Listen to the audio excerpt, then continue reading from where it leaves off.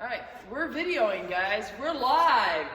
It's Susie the Silly Scientist here with 3 other little scientists. Now, my niece in Denver has been waiting for another Silly Scientist video. She's going to get an extra surprise because we're filming from Iowa today with, who do we have?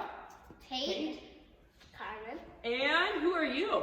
Kirk. And Kirk. All right, it's time for the safety glasses. Now, the first thing we have to do today is put a little bit of yeast. This is something I use in many of my cooking videos to make bread. We need to put this yeast into some warm water for, almost 10 minutes. So we're going to put this in, and we're going to get that yeast to activate with the warm water, which is what you would do when making bread as well. So we're just going to let that sit, and it's going to get a little bubbly on us. We'll talk more about the yeast in a minute. So, we didn't tell you what we're going to make yet, did we? We're going to make elephant toothpaste. Everybody say that. What are we going to make? Elephant toothpaste. Yeah. Now, why are we going to call it elephant toothpaste? Because it's going to make a massive amount of toothpaste, enough to brush an elephant's teeth. Do you guys have an elephant on your farm? Yeah. Oh, awesome. It's an elephant farm, not a cow farm anymore. All right, so what do we need to make elephant toothpaste? Well, there, you hold that one up. This is called hydrogen peroxide, and you usually use it on your cuts and your scrapes, and it fizzes up a bit when you get hurt. Hydrogen peroxide is similar to water. Water has the chemical formula of H2O, but hydrogen peroxide is H2O2. We have an extra oxygen in hydrogen peroxide. Okay, that hydrogen peroxide is being stored in a dark brown container because if it has a lot of light, it breaks down and doesn't work so well. So you will always buy this in a container that light can't shine through. All right, what else do we have here? Miss Carmen? Soap. We have some dish soap, same stuff you would use to clean up your dishes. We'll use it to clean up our mess when we're finished. So the purpose of the dish soap is to increase the amount of bubbles we get. Dish soap causes surface tension. And as you know, when you do dishes, you sometimes get bubbles, and that will help us get a bubble formation today. All right, we have our yeast that's sitting in our warm water, getting ready to use. And as I said, our yeast is the same stuff you use to make bread. We used 1 packet in, between 1/4 and 1/3 cup of warm water. It needs to be warm. So warm it up in your microwave for like 30 seconds. All right, the yeast is our catalyst. What's the point of a catalyst? A catalyst will speed up our reaction. So we want to see this happen fast. Fast is exciting in science. All right, what else do we have? We have a little bit of food coloring, just because we'll put some of this in just a minute. You betcha. Okay, so we're going to put this all into a plastic bottle, and while our yeast is activating, we are going to put 1/2 cup. So Tate, it's your turn to put, this is 1/4 cup, so he's going to fill this twice. And he's going to pour as best he can. I should have brought a funnel with me. You got a funnel? All right. Look at this guy. What a scientist. He's always ready with whatever we need. All right, and into that bottle is going to go our hydrogen peroxide with about 1/2 cup of that, and either a huge squirt or 2 of dish soap, or we're going to measure ours today and put in about 1/4 cup of dish soap. Oh, look, he's back already. Perfect. All right, in goes 1/2 cup of hydrogen peroxide, and another 1/2 cup of hydrogen peroxide. All right, followed by, Carmen, would you squirt dish soap into that container? Look at these young scientists at work.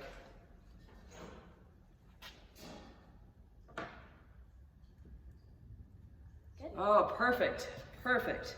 And in that goes 2. That's a little stickier. You just get 1 of those. 1 of those. There we go. It's a little thicker, so it takes a little more time for it to run through. All right, it looks great. Oops, she's still draining some of it.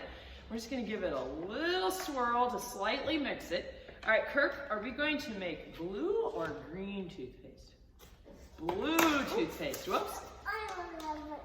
All right, so we're going to put just a little squirt of blue in there. Squirt in there. Did some come out yet? There we go. Oh, I see it on the side. Perfect. That'll be good. That'll be good. All right, now before we put in our yeast, we're going to talk a little bit about, cleanup. Always do this someplace where it's easy to clean up or you won't ruin anything. As you can see, we're in my brother's workshop. All right, this is where he does all his mechanical work on his farm equipment. And Tate does a lot of help on that as well. We've also covered Grandma's card table with some plastic for easy cleanup. And doing this on a tray is good as well. All right, we're about ready to add our catalyst. So let's get some things out of the way so we can really see what's going on here. All righty. All right, Kirk, you're not gonna wanna miss this. It should happen rather quickly. Turkey, come on. We don't wanna clean these bottles up, so let's get those things off. Mom, not gonna want to miss this. All right, we lost our 3-year-old scientist. Oh, here he is. Oh, do you think we're gonna need a hammer for this? You never know. All right, everybody ready? Here goes our catalyst. Oh my. There's getting more. What's happening down here? What's happening? It's rising up. It's rising. That yeast is making it rise quickly. That catalyst speeds up our reaction. We might need a smaller bottle. I'm not sure we have enough for the size of this bottle. It's still rising some. All right, let's try this. Scientists always experiment. I'm gonna go get more tools. Let's double the amount of stuff we have in there. I'm gonna go get All right, so more tools. you can put that in. Tate, you put in another thing of dish soap.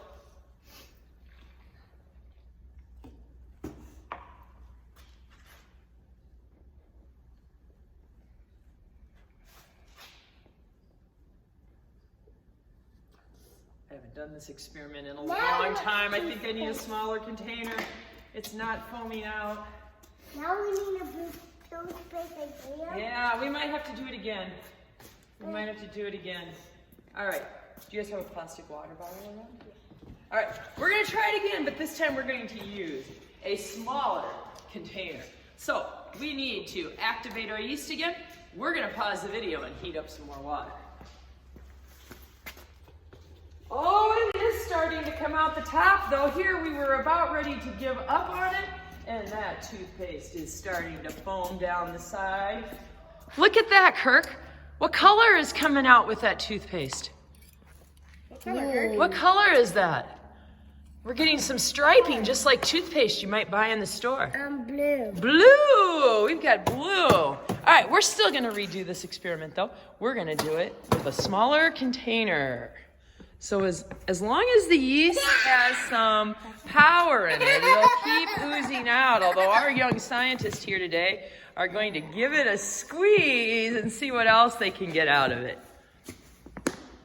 Woo! Look at all that elephant toothpaste. You think that'll be enough for the elephant in the backyard? Yeah. Yeah. I got it up. Squeeze down here. Squeeze down here. Ready? Here, let's dump it. Should we dump it? Woo! There's water in there too. Ooh. So all that water that came out is the water and the oxygen being separated. Our oxygen formed gas bubbles and separated our two parts. Remember, we have 2 hydrogens and 2 oxygens in hydrogen peroxide. All right, here we go again. We are going to just put in, I'm going to eyeball this, about a half a cup of hydrogen peroxide, followed by the dish soap that adds our surface tension. Nice big squirt of dish soap. Now it's my turn. Yep. You get to put the catalyst in this time. All right, this time. Turkey. How about some green toothpaste? Let's look that up for a second.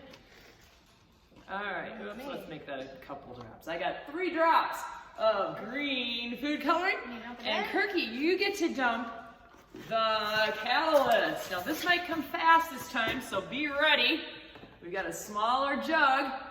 All right, here it comes, here it comes, here it comes. Woo!